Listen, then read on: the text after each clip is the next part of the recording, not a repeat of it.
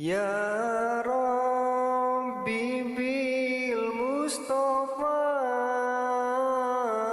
Allah Ta'ala berfirman, Allah Subhanahu wa Ta'ala, wa ma anfaqtum min syai'in fahuwa yukhlifuh.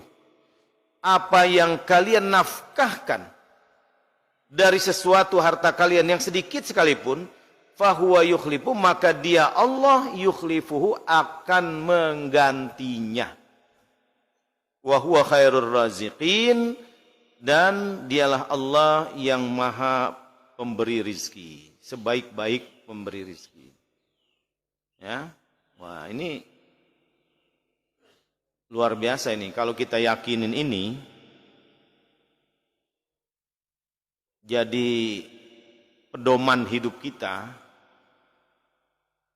rasanya hidup itu justru nanti semua jadi terasa enteng. Cuman emang butuh proses, butuh keyakinan. Dulu ada cerita sahabat Nabi namanya Abdurrahman bin Auf. Mungkin pernah dengar itu cerita itu. Yang kepengen miskin tapi gagal. Ya, ada orang pengen miskin, gagal. Kaya lagi gitu. Paling kaya. Jadi ini memang pengusaha besar, ya. Sampai Sayyidina Aisyah itu pernah cerita, Abdurrahman bin Auf itu kalau udah bawa barang dagangannya, kirim barang, itu sampai ukurannya itu 700 ekor unta. Rombongan dagangan dia semua itu. Kontainer-kontaineran itu kalau sekarang. Ya. Sampai Nabi pernah nyinggung, ini Abdurrahman bin Auf, nanti di akhirat dia jalannya merangkak nih. Nabi pernah begitu. Sampai beliau akhirnya bertanya kepada, kenapa ya Rasulullah? Terlalu banyak kekayaan ente. Nanti bawanya berat gitu. Nah, ketika dikatakan seperti itu sama Nabi, tiap hari doanya minta miskin. Ya Allah, saya pengen mati nanti seperti sahabat-sahabatku yang lain, mati hanya meninggalkan sehelai kain. Enggak pengen meninggalin harta segini banyaknya, pengen jatuh miskin. Tapi tetap aja kaya raya. Oh, sedekah mulu. Sampai satu ketika ada kejadian kebetulan, perang, terjadi peperangan, perang Tabuk namanya. Karena umat Islam itu lagi terdesak dalam peperangan itu, pohon kurma nggak ada yang ngurusin. Itu kurma buahnya busuk semua, ditinggal perang. Nah, Abdurrahman bin Auf ngambil kesempatan. Kurma busuk nggak bakalan ada yang mau beli. Saya beli nih, ya kan, biar saya jatuh miskin sekalian. Diborong tuh semua orang petani kebun kurma itu, diborong.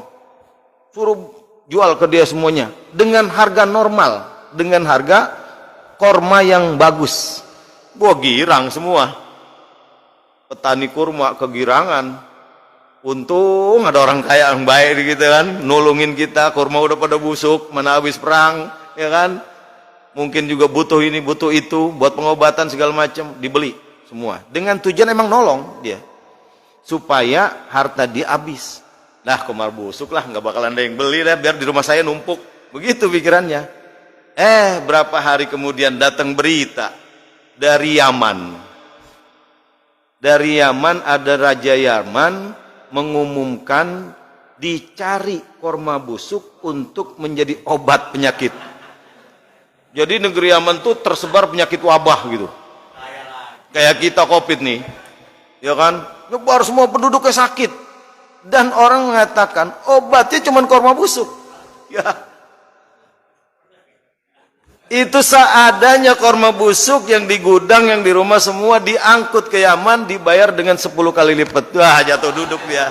Masya Allah. Pengen miskin gagal tuh ya. Sampai begitu tuh. Ya, karena emang niatnya tulus bener waktu dia nolong orang tuh. Nggak ada pikiran-pikiran untuk ntar duit gua habis gitu. Enggak, justru dia kepengen. Karena pernah ditakut-takuti nama Nabi, nanti di akhir jalannya merangkak, kebanyakan harta gitu. Nah, sebegitunya yakinnya para sahabat, dan beliau itu sampai akhir hayatnya kaya akhirnya. Sehingga menjelang akhir hayatnya itu sesuai dengan petunjuk Nabi, hartanya itu dibelah 3. Ya, untuk bayar semua dagangannya, yang hutang-hutang itu semua dibayarin sepertiga. Sepertiga untuk pembangunan umat Islam, kebutuhan umat Islam. Sepertiga untuk bayar dia di akhirat supaya jalan gak merangkak gitu. Sengaja diniatin begitu. Ini untuk nebus semua supaya nanti saya di akhirat jalannya lenggang. Nah, nggak ada beban. Sampai begitu tuh.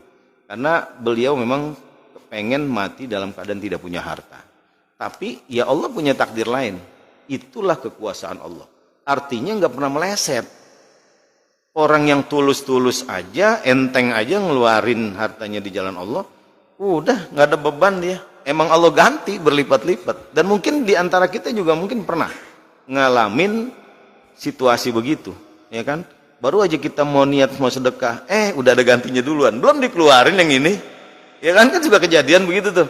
Nah, niat besok mau sedekah, belum kita keluarin, tahu udah datang duluan penggantinya. Nah, itu karena apa? Keyakinan kita kepada Allah.